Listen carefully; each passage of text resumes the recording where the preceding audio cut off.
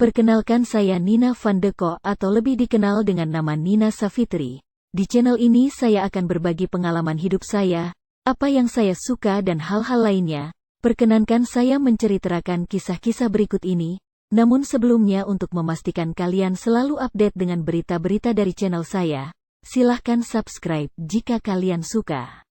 Dan kalau kalian tidak suka, tidak ada salahnya subscribe juga, toh tinggal klik, kemudian tekan lonceng dan like dan komen tentunya. Baik, silahkan simak cerita berikut ini. Aku menyenangi pelajaran sejarah, sampai-sampai guru sejarah mengagumi dalamnya pengetahuan sejarahku, apalagi ketika aku diminta di depan kelas untuk menceritakan kejadian revolusi Perancis, sampai detail aku mengetahui di hitungan nafas keberapa Marie Antoinette, Ratu Perancis terakhir, berhenti menghirup udara karena lehernya putus oleh hukuman pancung guillotine. Sejak saat itu, konon guru itu makin terobsesi denganku. Di usianya yang cukup senja, dia belum pernah menikah, dia mungkin menunggu-nunggu terus untuk pasangan yang paling sempurna. Sebenarnya aku juga menyukai dia, menyukai sebatas seorang guru favorit yang mengajarkan pelajaran yang aku sukai. Suatu hari sewaktu pulang sekolah, anak-anak yang lain sudah pada pulang, tapi aku sendiri diminta duduk dulu di meja guru depan kelas. Katanya dia mau menunjukkan buku sejarah menarik yang pasti aku sukai. Dia membukakan lembar demi lembar buku sejarah tua berbahasa Belanda dan menunjukkan baris-baris kalimat di buku itu. Jarinya memang menunjuk-nunjuk kayak gitu, tapi aku lihat dengan sudut mataku, dia terus menatap mataku, ditambah duduknya semakin mendekatiku, tanpa diduga, dia mencium pipi kananku secara tiba-tiba, seperti jurus tendangan tanpa bayangan punya Wong Fei Hung, tiba-tiba sudah mendarat di titik sasaran. Kurang ajar, kutampar mukanya sekeras mungkin sampai-sampai kacamatanya mental dari wajahnya, terbang memutar bagai bumerang yang dilemparkan anak suku aborigin, mendarat di lantai, prang. Pecah, aku lari dan menangis, aku merasa terhina, aku merasa kecolongan.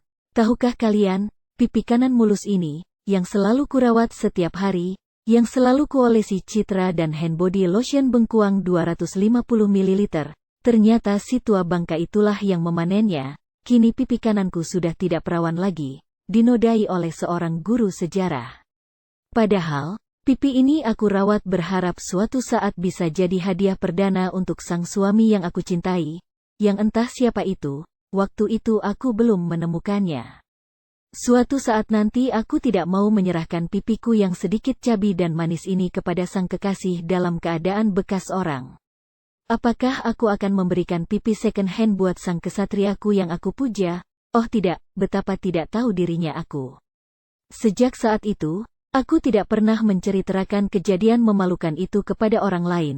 Biar aku kubur menjadi sejarah pahit hidupku. Sampai aku mengenal kalian, akan kubuka semua lembaran hidupku. Tidak lama setelah kejadian itu dia mengalami stroke. Aku dan teman-teman pernah menengoknya. Menurut keluarganya dia sudah tidak ingat apa-apa lagi. Matanya menatap terus ke depan dan duduk di kursi roda. Ya Tuhan, kasihan benar guruku. Tamparanku menghancurkan segalanya, kesehatannya, pekerjaannya, keluarganya, semuanya.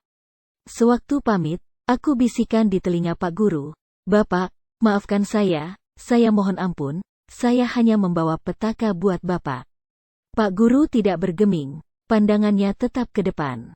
Di perjalanan pulang, aku menangis dan menangis lagi menyesali semua yang telah aku perbuat. Lunglai tubuhku, lemas rasaku, sekembalinya pulang. Aku rebahkan diri di kasur tempat tidurku dan melanjutkan kembali tangisan yang tadi sempat terhenti di jalan. Karena kernet angkot menagih ongkos hingga aku terpaksa menghentikan air mataku. Itulah salah satu dari kisahku yang selalu menjadi petaka bagi semua orang.